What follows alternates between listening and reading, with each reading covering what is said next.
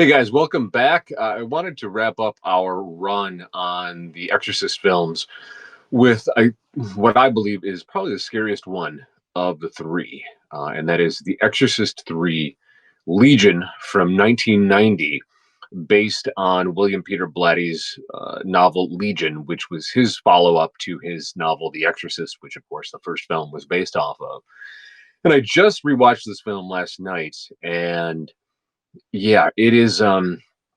It's so good. It's really good, and it does kind of its own thing. It doesn't try to repeat the original. It in ways it kind of ignores the second film. What I kind of like about this trilogy is the each film sort of does its own thing. It has its own flavor, and those of us that appreciate the second film, by the way, really pleasantly surprised at how many people are enjoying my video, Exorcist 2 and Independent Judgment. I can't believe that that one is doing better than our discussion of the original Exorcist film, but it is. So a lot of people seem to be giving it um, a fair shot, and quite a few people out there that really enjoy the film. So hopefully we'll be able to counter a lot of the hate for this sequel that I think is fun. It's a great film. But anyway, on to Exorcist 3. The trailer alone for this film is something everyone should see. I'm gonna put it down in the description below. There's a 35 millimeter trailer from 1990 that I think is the best trailer out of all of the films. It is so spooky, sort of apocalyptic. You've got shots of empty churches with the doors flying open and debris coming through, shots of the various statues within the church. Of course, Tubular Bells by Mike Oldfield from the original film playing. You have shots of helicopters flying over Georgetown. And yeah, it's a really well done trailer. And there's several trailers that were cut for this film. But this main one is the one I'm going to put in the description below. Anyways, let's get on to what this film is. It reaches back to the first film, and it features the character of Kinderman, who was the police detective who was involved in the first film researching the death of, I believe it was Burke from the first film. I'm not spoiling anything, but he's kind of a minor character, this Detective Kinderman, and he's brought basically center stage in Exorcist 3 Legion, played by the incomparable, the legendary, the truly great George C. Scott. For those of you that are not familiar with him, you need to get familiar with him.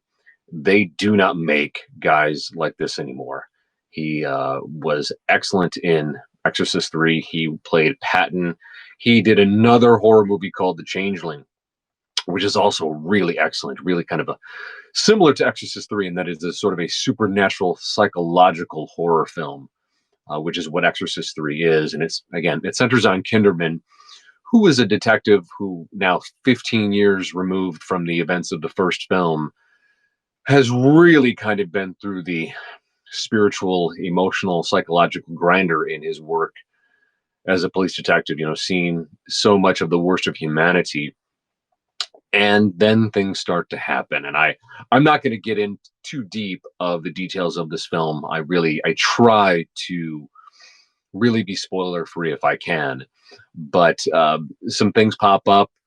The friendship that developed between Kinderman and Father Dyer at the very end of the first film, again, I'm not spoiling anything, is the thread that William Peter Blatty weaves the Legion story from, and the Exorcist 3 film from. William Peter Blatty, in addition to having an incredible cast with George C. Scott as his lead, Ed Flanders playing the role of Father Dyer, you've got just a pretty solid cast in this film. William Peter Blatty absolutely knocks this movie out of the park. This is only his second film, I believe, that he has ever directed, and he what he does with this film is just absolutely beautiful, just amazing, amazing work. It's a shame that he did not direct more because he was incredibly talented. He passed away in 2017. He's another guy that now that I've been so deep into my study of film and filmmaking for about the past 5, 6 years. Of course, now all of my heroes are dead. Friedman is gone. William Peter Blatty is gone. Just so many of these greats are no longer with us, but we have their work. And William Peter Blatty, for his very limited filmography as a director, uh, is really excellent. And what I love about this film is that in many ways, and you don't usually catch me saying these things, it's sort of an interesting compromise between what Blatty envisioned and things that the studio wanted. Apparently, the original cut of the film, some people considered underwhelming, and some people that have actually seen it thought so too. So it's not just the studio. And so some things were reworked and to make it truly an Exorcist film as opposed to a sort of side story about a character from the Exorcist novel, that is Detective Kinderman. And it worked. It made the film better. I kind of went down a bit of a rabbit hole looking at some of the cuts from what would have been the original film. And this is an instance where I think the executives were right.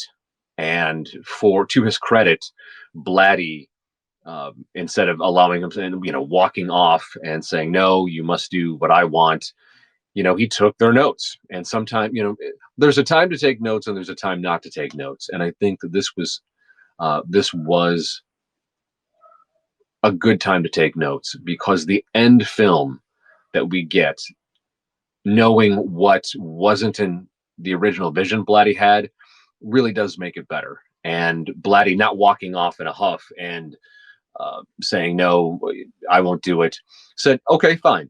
Let me examine these notes. Let me see where these things fit, and I'll shoot it myself." And that's exactly what he did. And to his credit, excellent. Really, really good. Leading to just a fan. Exorcist 3, in many ways, follows I won't say formula, but the build to the climax and conclusion is similar for Exorcist 3 as in the first Exorcist film, where you have so many things going on. You have a very grounded, it's basically a very grounded but spooky police procedural, Exorcist 3, that also has some real punches in terms of its horror, but it is restrained horror. It isn't buckets of blood being thrown around. It's a lot of inferred horror, inferred violence. So much of what makes this movie effective is its use of sound, its use of shots, either long shots or really surgical cuts that really strike you when you're watching this movie. And it is, again, it's quite underrated, much like Exorcist 2. And everyone should see it. There should be a box set of all three films. Each film is sort of its own animal, its own examination of this universe of people that experience this incredible phenomenon that, of course, we see in the first film.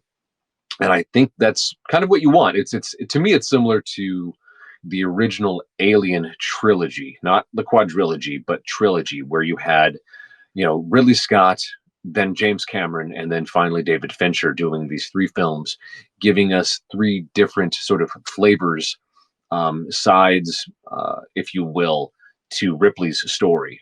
And I find that The Exorcist is quite similar to it. Not that we get the same characters in every single film. We have that sort of groundbreaking phenomenon of the first film. Exorcist 2 gives us sort of okay, what happened to Regan McNeil and sort of her development in a completely different direction of what we had in the first film, which I really appreciated. And I mentioned in my discussion of Exorcist 2. But then Exorcist 3 revisits a thread that, if you didn't, we didn't know it. If you hadn't read the book Legion, after The Exorcist, you would think, okay, yeah, there's nothing else here. There's everything has been resolved, and not quite. There are some threads sort of off screen that we were not aware of, and again, that's kind of what makes Blatty's work on this film just so brilliant. He is able to use echoes of the first film, um, revisit beautifully with incredible dialogue and great relationships, dynamics between the characters of, again, very minor characters from the first film that you probably don't even think twice about watching that first film. And he fleshes them out so beautifully. I could watch hours and hours of dialogue and interaction between Kinderman and Father Dyer. Just two incredibly seasoned, experienced actors in George C. Scott and Ed Flanders that you just don't see anymore. If this movie had been made today, it would be Hugh Jackman. They'd figured out a way to show his abs, and it would not be as grounded. You really believe George C. Scott as this guy who has just seen it all and is trying to hold it together. He's sort of that wall between, the decency of the world in sort of his family and all of us, and the world that he deals with as a police officer. And it's great. It's really, really great. It's very believable. There's nothing, again, like all of these films, there's nothing formulaic. There's no traps that they fall into. Like I said, Exorcist 3 feels kind of very police procedural, but it is definitely not what we think of when we see a police. It has those elements of a police procedural, but it is so psychological. It is so uh, spiritual and existential in its execution, that this is not something that they could reproduce on TV. They couldn't do it. And as far as I know, there was an Exorcist television show at one point. I never saw it, but so I can't judge it. But Exorcist 3, in ways, I think you could probably just appreciate this movie on its own. Had this movie just been titled Legion, which was Blatty's original intent, just like the novel, I think it would have worked. I think, with a combination of his brilliance, his storyline, and a few, gem notes from the studio, he probably could have just called it Legion. Uh, I do think that there is a deep, deep satisfaction that I draw as a viewer and a fan and someone who appreciates the first film, that you get in revisiting these minor characters 15 years later, and just, again, the brilliance in how he fleshes it all out. It's just so damn good. There are so many. Again, this is another area where how I judge filmmakers, how I judge directors, how I judge the use and execution of cinematographers. There's so many shots in this movie that you could simply pause and just look at and stare at and make wallpapers and screensavers of. It's so well done. And I think that's why Blatty's working with Friedkin on the first film, and his really sort of running his own show for the most part in Exorcist 3, why they're so rich. Blatty was a very convicted and deep Catholic, and he also served in the military, had seen quite a few things, was a man who kind of walked in both worlds. He understood sort of the teachings of the church and theology and all of those things. At the same time, he wasn't one of these sort of pious assholes that, walks around judging everyone. He was certainly a man who lived in the world and was able to sort of thread the needle between the two. He wasn't one of these people that anything that is of the world is bad and anything that is of the spiritual realm is the good, and all of that. He wasn't that type of guy, and I think that's what allows him to probably be one of the best sort of spiritual filmmakers. And I mean spiritual in sort of the religious sense. There's lots of spiritual film that has nothing to do with religion that is deeply satisfying, that isn't overtly spiritual. Andrei Tarkovsky, for example, while he himself was a pretty devout Christian, there's nothing overtly religious per se about his films, while they are incredibly deeply introspective and spiritual. Obviously, Blatty goes in a different direction with sort of like the sort of Gothic Catholicism, the concepts of good versus evil, and sort of in those terms, and it works. The guy knows his stuff. He also in many of the interviews and sort of the, I guess, mini documentaries that I've watched about him, this was a guy who just wrote what he knew. And he knew his faith, he knew his religion, he also knew his life.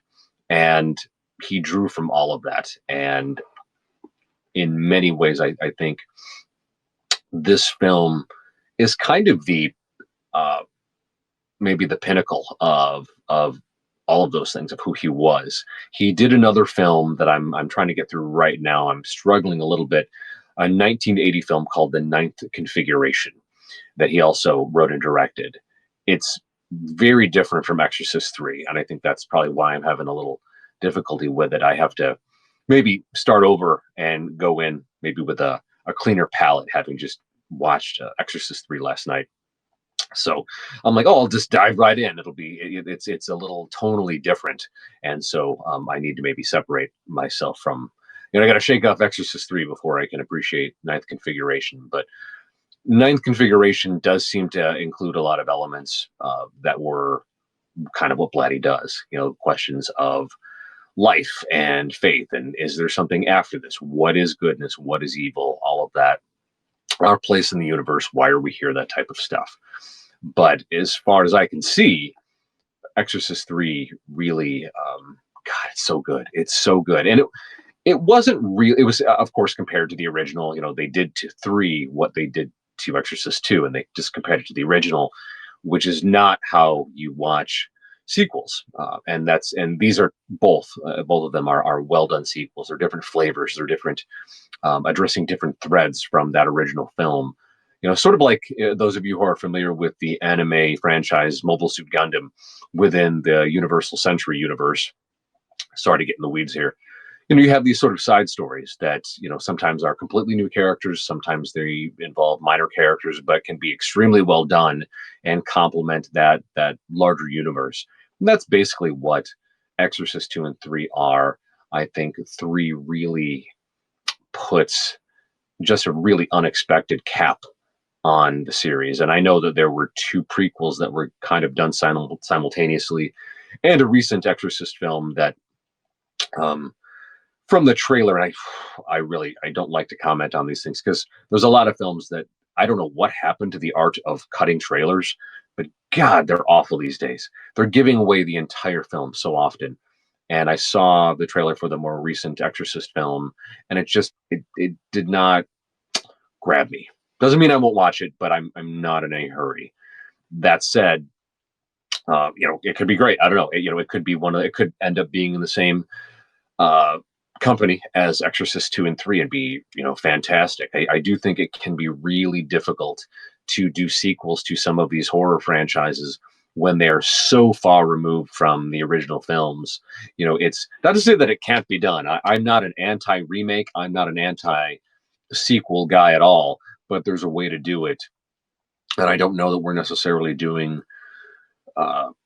always doing it the best of recent. There's so much stuff out there that I have to catch up on for many franchises. But right now, I'm living in the past as far as film is concerned, and maybe I'll shake out of it soon. There's good stuff coming. I'm hoping to see, and it is the week of Christmas. It's what is today's date? Today is the 23rd of December 2024. So I'm hoping to see Nosferatu, Robert Eggers' new film on or after Christmas, and we'll definitely review that because Robert Eggers deserves an entire episode. That guy he's a true auteur. He would have been right at home in the 70s, and I'm so glad that we have someone like him and Jordan Peele and Chris Nolan, these guys that feed their own visions and don't seem to be messed with too much by the powers that be. The powers that be recognize these talents. Emerald Fennell as well. She's 2 films in, Promising Young Woman and Saltburn. She's right there too. Completely original, creative talents. All of these people, and we need them.